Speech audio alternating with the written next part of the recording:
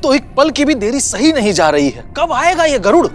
मैं भी यही सोच रहा था तख्तू कि कब वो झाड़ू लगाएगा और हम उसे बार बार अपमानित करेंगे। हाँ, तभी तो असली आनंद आएगा।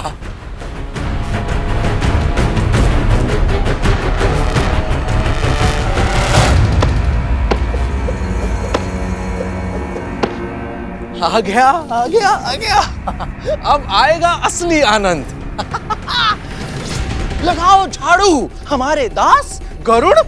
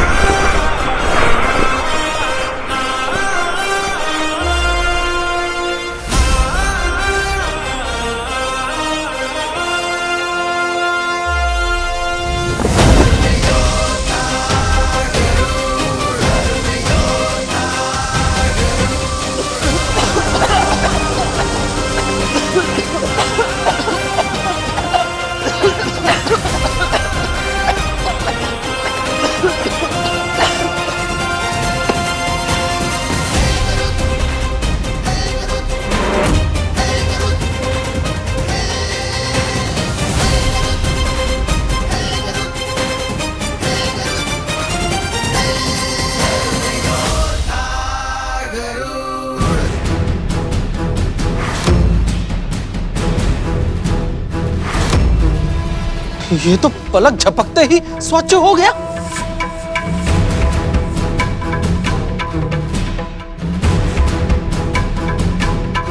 गरुड़ के लिए ये सब कार्य सामान्य है, इसे कोई कठिन कार्य देना होगा।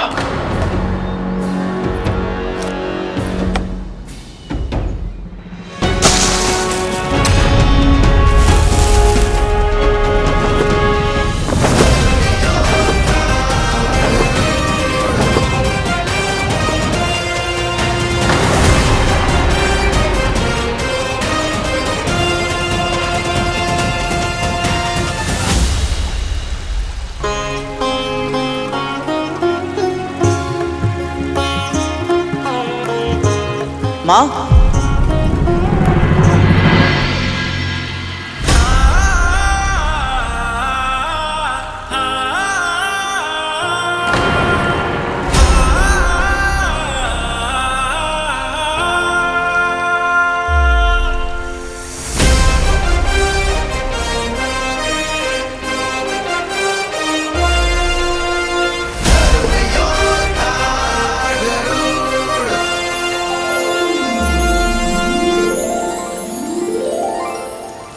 कुछ भी कहो, ये गरुड़ है तो कार्य कुशल। हाँ तख्तू, क्षण भर भी बीत नहीं पाता कि ये पहला कार्य समाप्त करके दूसरे कार्य के लिए उपस्थित हो जाता है।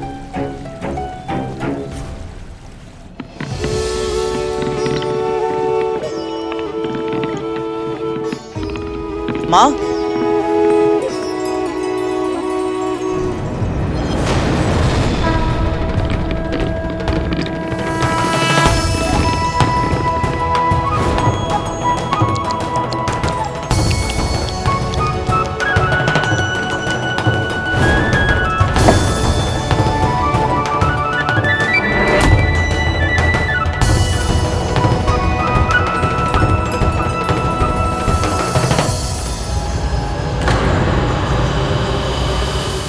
माँ, मैं हूं ना।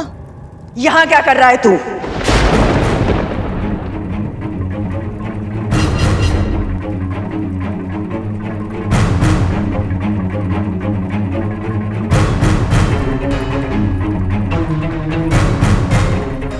अपनी मां की सहायता ना, तू रसोई का कार्य नहीं कर सकता है।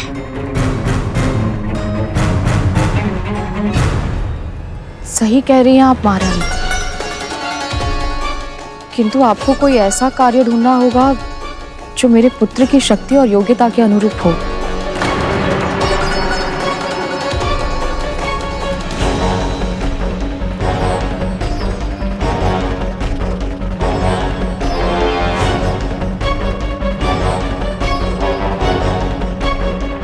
मुझे पूजा करनी है। विंता, तू आरती का थाल सजा। और तू मानसरोवर से 1 सहस्त्र 8 नील कमल लेकर आ मेरे लिए। जो आ गया महारानी।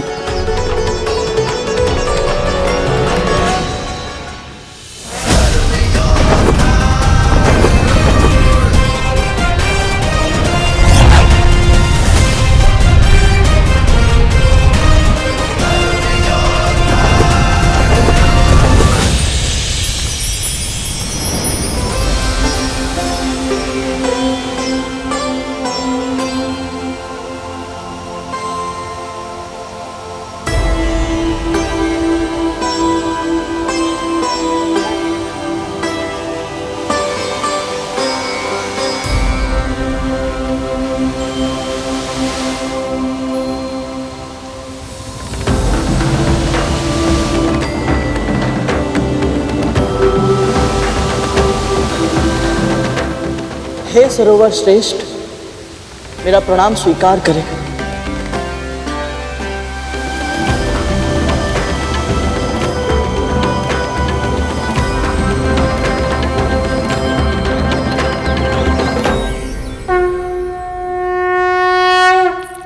आरती का थाल सजाने में इतना समय है।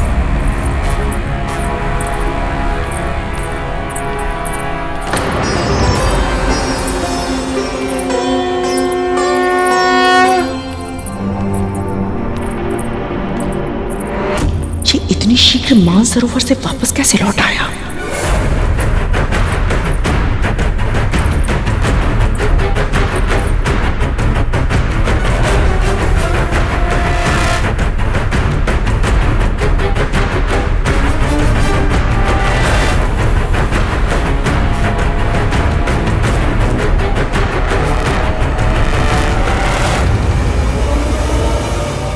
मुझे अभिषेक करने के लिए 7 समुद्रों का जल चाहिए।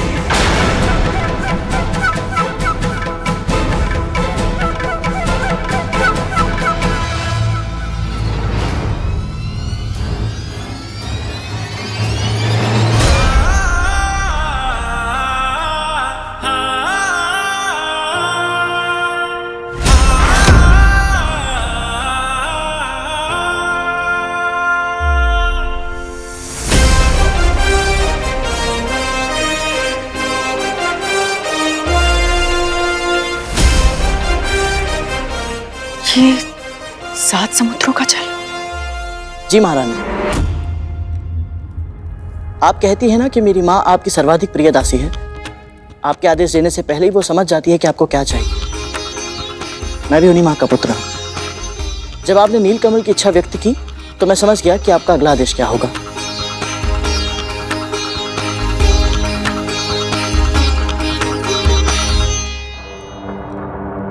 मेरे पुत्र अपने भ्रमण के लिए तैयार हो गए होंगे।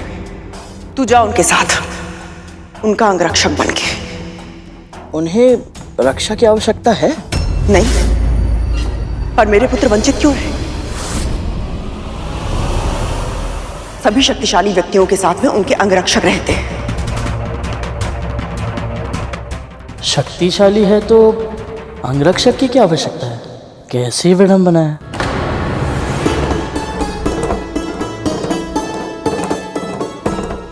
माँ, आप चिंता मत कीजिए, मैं अपने कर्तव्य का पालन अवश्य करूंगा।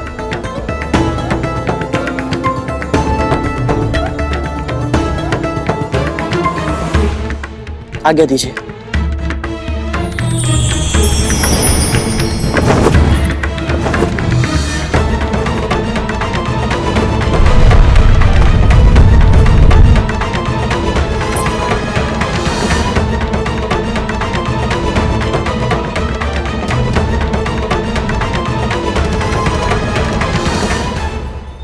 आज बहुत लंबी यात्रा पे जाना है।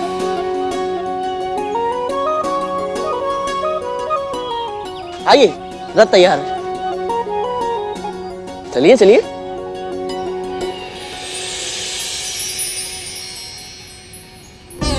मुझे प्रसन्न देखने के लिए स्वयं दास बनकर भी गरुड़ कितना प्रसन्न है। ईश्वर ऐसा पुत्र सबको दे।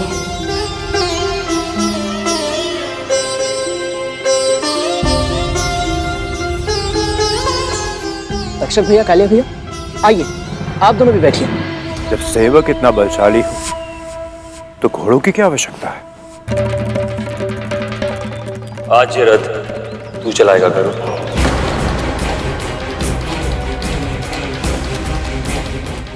बड़े भैया कुछ अधिक ही अपमान कर रहे हैं। गरुड़ यदि भड़क गया तो लेने के देने पड़ जाएंगे। अरे वाह, ये तो बहुत ही उत्तम विचार है।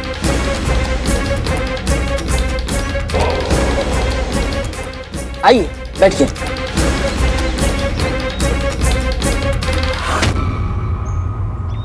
आज तुम दोनों विश्राम करो, चलो।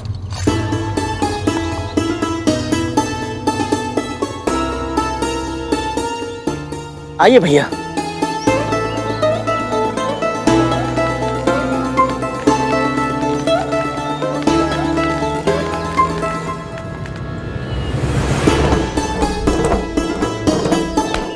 भैया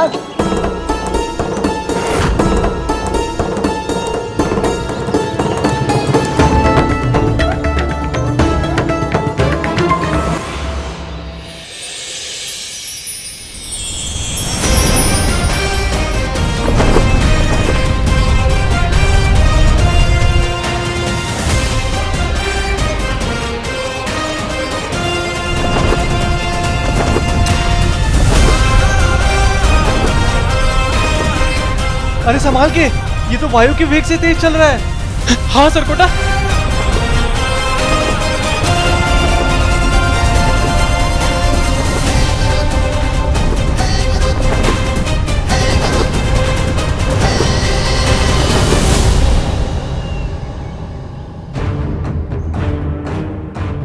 कहाँ लुप्त हो गए ये सब?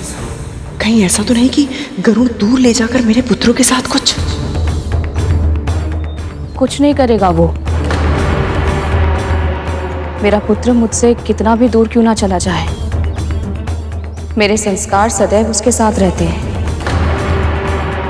आप चिंता मत कीजिए, ना वो अपना दास होने का कर्तव्य भूलेगा, ना भाई होने का, और ना ही पुत्र होने का।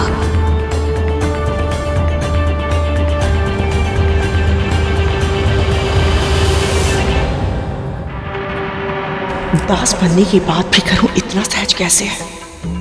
कहीं उसका ये व्यवहार किसी बड़ी आंधी से पहले की शांति तो नहीं है?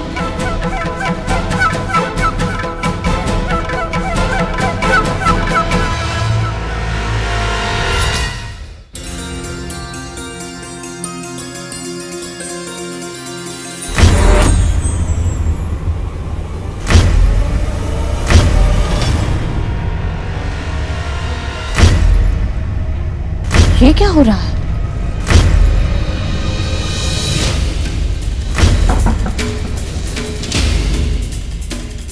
ये कंपन कैसा हो रही है? ये ध्वनि कहाँ से आ रही है?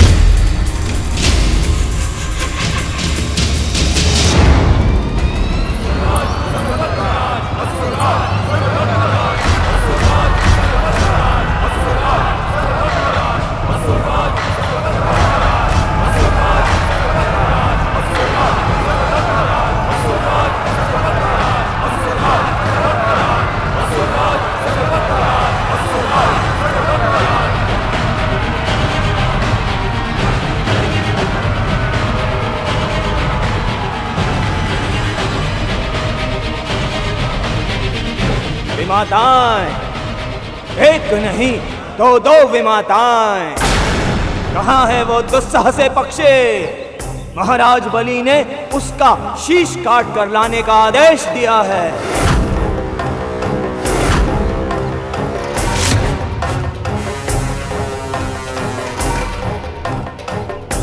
उनके सामने खाली हाथ तो नहीं जा सकता। कहाँ छिपा है वो गरुड़? आ, सामने आ।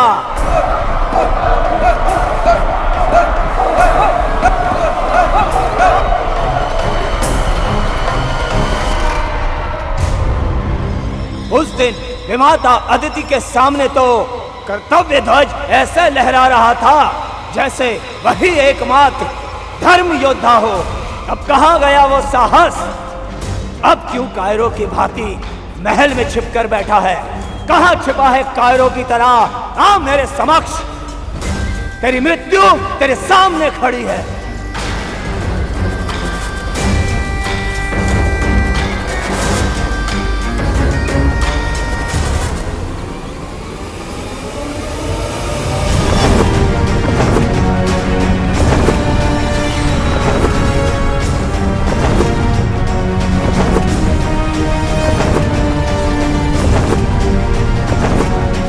निश्चित ही वो भयभीत हो गया है और उसने असुर शक्ति पर प्रहार किया है। उस अपराधी को मेरे समक्ष न लाकर, उसे शरण देकर तुम दोनों भी अपराधी बन गई हो। मैं तुम्हें अंतिम चेतावनी देता हूं, यदि इसी क्षण गरुड़ को मुझे नहीं सौंपा तो मैं तुम्हें भी नहीं छोड़ूंगा।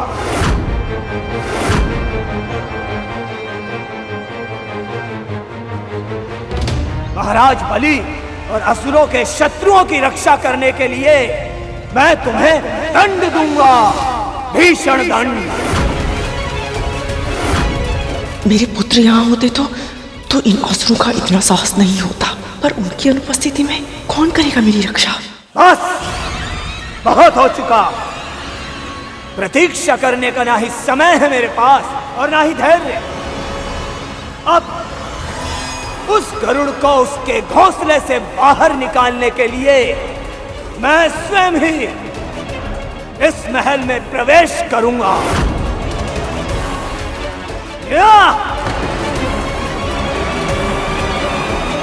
ठहर जाओ।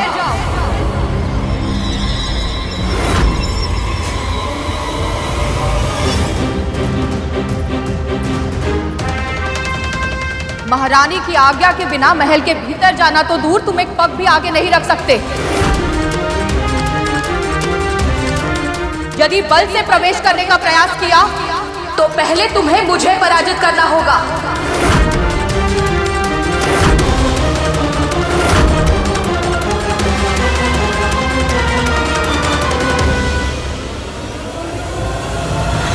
प्राणों की चिंता में परोपकार से मुंह नहीं मोड़ सकता मैं। इस रेखा को ध्यान से देखो असुर सेनापति, ये मेरी मां के दिए गए संस्कारों का मान रखने के लिए है।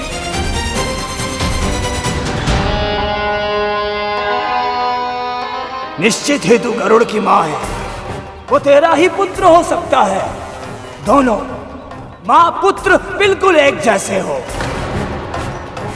अपने प्राणों को संकट में डालने से पहले एक बार भी विचार नहीं करते। अद्भुत! यदि अपनी और अपनी महारानी के प्राणों की रक्षा चाहती हो तो बताओ, कहां है वो गरुड़?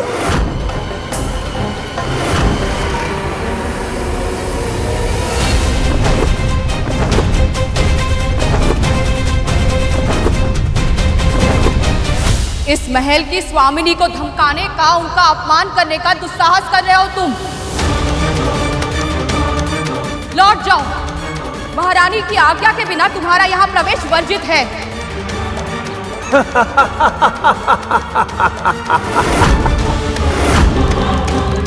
तू और तेरा पुत्र दोनों मानसिक रूप से अक्षम है क्या?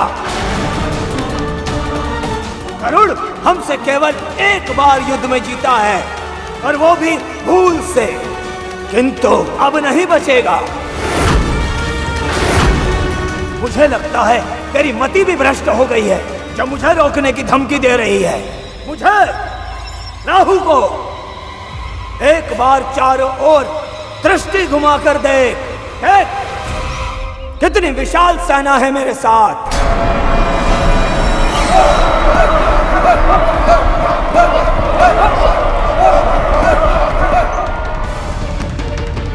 मैं तुम्हें अंतिम बार अवसर देता हूं। गरुड़ को मुझे सौंप दो और अपने प्राणों की रक्षा कर लो, अन्यथा मैं तुम्हें दंड दूंगा, प्राण दंड।